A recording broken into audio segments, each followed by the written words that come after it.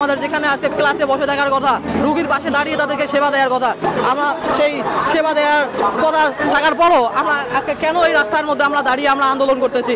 তাই আমরা চাই যে আমাদের এই যৌক্তিক দাবি দেওয়া আমাদের অধিকার যেন অতি সত্বর পূরণ করা হয়। 3 বছর পড়াশোনা করার পর যদি ডিগ্রি সমমান দেওয়া হয়, তাহলে আমাদেরকে কেন দেওয়া হচ্ছে না, যেখানে আমরা 3 বছর পড়াশোনা করার পর 6 মাস মেয়াদে আমরা ইন্টার্নশিপ করতেছি। সম্মানিত উপস্থিতি, আসসালামু আলাইকুম। আজকে আমাদের যে আন্দোলন, এটা মূলত আজকে কিংবা কালকের কোনো আন্দোলন না। 2019 সালে আমাদের এই diploma in nursing science and midwifery এবং ডিপ্লোমা ইন মিডওয়াইফারিকে ডিগ্রি সমমান করার জন্য আন্দোলন করা হয়েছে, কিন্তু কোনো একটা দলের চক্রান্তের কারণে আমাদের সেই আন্দোলন ধামাচাপা পড়ে যায়। আমরা সরকারের কাছে সেই তথ্য দিতে পারি নাই। শুধুমাত্র সেই 2019 সালের কথাই আমি বলবো না, 20/8/2024 সালে আমরা বিএনএমসির সামনে আমরা যে মানববন্ধন করছিলাম, সেই মানববন্ধনের মাধ্যমে আমরা মাননীয় প্রধান উপদেষ্টা এবং উপদেষ্টা স্বাস্থ্য ও পরিবার কল্যাণ মন্ত্রণালয়ের কাছে আমরা আমাদের দাবি দাওয়াগুলো পেশ করি। কিন্তু আজকে দীর্ঘ 7 মাস হয়ে যাচ্ছে, তারা কিন্তু আমাদের আশানুরূপ কোনো ফলাফল কিন্তু তারা দেননি এবং আমাদের আশ্বস্ত করেননি যে তোমাদের এই দাবিটা আমরা গ্রহণ করব। কেন আমরা যে দাবিটা করতেছি, এটা কি আসলে আমাদের কোনো অযৌক্তিক কোনো দাবি? এটা আমাদের অযৌক্তিক কোনো দাবি না, এটা আমাদের অধিকার।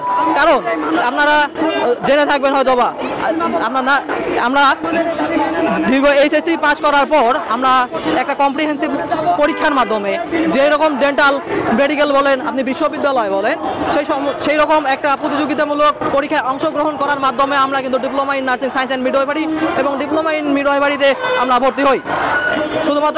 আমরা শুধুমাত্র ভর্তি হয়ে যে পড়াশোনা করতেছি 3 বছর মেয়াদি, শুধু তাই না, আমাদেরকে ডিপ্লোমা শেষ করার পর 6 মাস মেয়াদি একটা ইন্টার্নশিপ করতে হয়। এই ইন্টার্নশিপ করার পরে আমাদেরকে যে সার্টিফিকেট দেওয়া হয়, সেই সার্টিফিকেট আমাদের সেই ওই ইন্টারমিডিয়েট সমমান। কিন্তু আমরা লক্ষ্য করলে দেখতে পাবো আমাদের সেই একই এইচএসসি সমমান যারা এইচএসসি পাস করে মাত্র 2 করে, এসএসসি এবং এইচএসসিতে 2 করে পয়েন্ট নিয়ে যারা ডিগ্রিতে ভর্তি হয়, তারা 3 বছর পড়াশোনা করার পর তাদেরকে যে সার্টিফিকেট প্রদান করা হয়, তারা মূলত হচ্ছে যে স্নাতক সমমান বা ডিগ্রি পাস কোর্স সমমান। তাহলে তাদেরকে 3 বছর পড়াশোনা করার পর যদি ডিগ্রি সমমান দেওয়া হয়, তাহলে আমাদেরকে কেন দেওয়া হচ্ছে না, যেখানে আমরা 3 বছর পড়াশোনা করার পর 6 মাস মেয়াদে আমরা ইন্টার্নশিপ করতেছি। তাহলে এটা কি আমাদের কি অযৌক্তিক কোনো দাবি?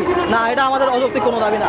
এখন যদি প্রশ্ন আসে যে আসলে আপনাদেরকে ডিগ্রি সমমান দিলে আপনার কি ফলাফল হবে, আমি বলতে চাই আমাদেরকে যদি ডিগ্রি সমমান দেওয়া হয়, আমাদের যে বেকারত্বের সমস্যা আমরা জানি, দৈনিক ইত্তেফাক 2 ফেব্রুয়ারি 2025 কর্তৃক প্রকাশিত যে প্রতিবেদনে বলা হয়েছে বাংলাদেশে প্রতি 100 জনে 12 জন যারা উচ্চ শিক্ষা সম্পাদন করে আছে, তারা এখন বেকারত্বের মধ্যে ভুগতেছে।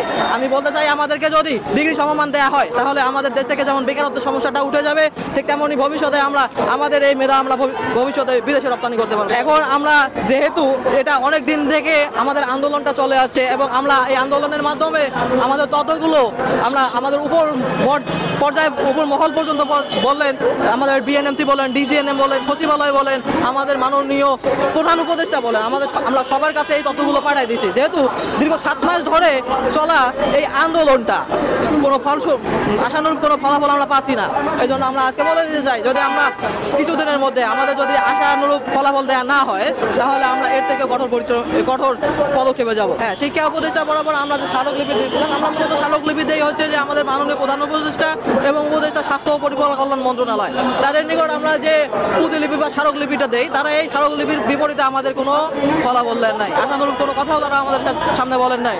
তাহলে আমরা এভাবেই মাঠে আমাদের যেখানে আজকে ক্লাসে বসে থাকার কথা, রোগীর পাশে দাঁড়িয়ে তাদেরকে সেবা দেওয়ার কথা, আমরা সেই সেবা দেওয়ার কথা থাকার পরও আমরা আজকে কেন এই রাস্তার মধ্যে আমরা দাঁড়িয়ে আমরা আন্দোলন করতেছি। তাই আমরা চাই যে আমাদের এই যৌক্তিক দাবি দেওয়া আমাদের অধিকার যেন অতি সত্বর পূরণ করা হয়। অপরিসীম প্রধান উপদেষ্টার বাণীকে আপনারা সবাই ফলো করেন। স্বাস্থ্য উপদেষ্টা যারা আছেন, যারা আমাদেরকে ডিগ্রি সম্মান দেওয়ার আশ্বাস দিয়ে ঘুমিয়ে আছেন, তাদের ঘুম আমরা ভাঙাতে চাই সবাই মিলে। এবং সাধারণ শিক্ষার্থীদের প্রতি একটাই অনুরোধ থাকবে, আমরা কিন্তু রোগীদের পাশে থাকি, আমাদের